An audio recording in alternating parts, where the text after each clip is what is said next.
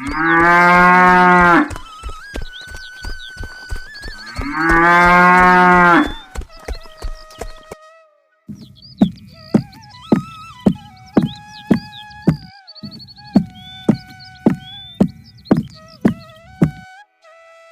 के ठीक 5:30 बजे थे। अभी बाहर हल्की हल्की रोशनी ही थी कि नेहा सो रही थी।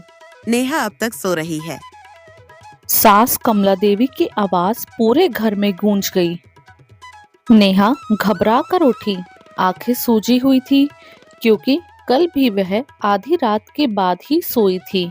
जी माँ जी उठ गई। कहते हुए उसने जल्दी से साड़ी सही करी और रसोई की ओर बढ़ गई।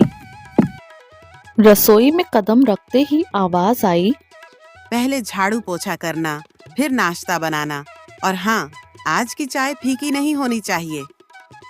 नेहा ने बिना कुछ जवाब दिए सिर झुका लिया। झाड़ू लगाते वक्त नेहा के हाथ दुख रहे थे। तभी ऊपर से आवाज आई, नेहा मेरी फाइल कहाँ है और शर्ट प्रेस करी या नहीं?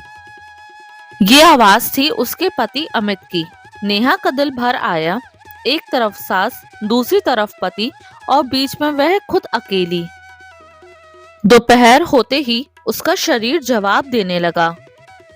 कमला देवी बोली, आज मेरी रिश्तेदार आ रही है, खाने में कोई भी कमी नहीं होनी चाहिए। कुछ ही देर बाद अमित का फोन आया। शाम को मेरे कुछ क्लाइंट आ रहे हैं, मुझे सब कुछ परफेक्ट चाहिए। तुम सबके लिए अच्छा सा खाना बनाकर रखना। नेहा कुछ कहना चाहती थी पर आवाज उसके गले में ही अटक गई। नेहा चुपचाप रसोई में जाकर सबके लिए खाना बनाने लगी। इतने में कमला देवी की रिश्तेदार आईं। कमला देवी मुस्कुराकर बोली, मेरी बहू तो बस नाम की है, काम में बिल्कुल मन नहीं लगता। नेहा ने नीचे देखा, आंखें भर आईं, पर होठों पर जबरदस्ती की मुस्कान थी। शाम को क्लाइंट्स के सामने अमित बोला, घर संभालना तो इसे आता ही नहीं है। वो शब्द नेहा के दिल में तीर की तरह चुभ गए। लगातार थकान, नींद की कमी और चुपचाप सहना उसकी ताकत तोड़ रहा था। एक दिन नेहा चक्कर खाकर गिर पड़ी। कमला देवी बोली, ड्रामा मत करो। अमित ने बस इतना कहा, ख्याल रखा करो अपना। पर किसी ने पानी तक नहीं दिया।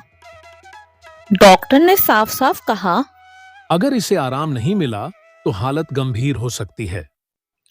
पहली बार अमित चुप हो गया। उसे याद आया, क्या नेहा कभी हंसती थी?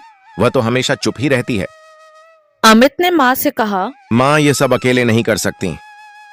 कमला देवी कुछ भी नहीं बोली।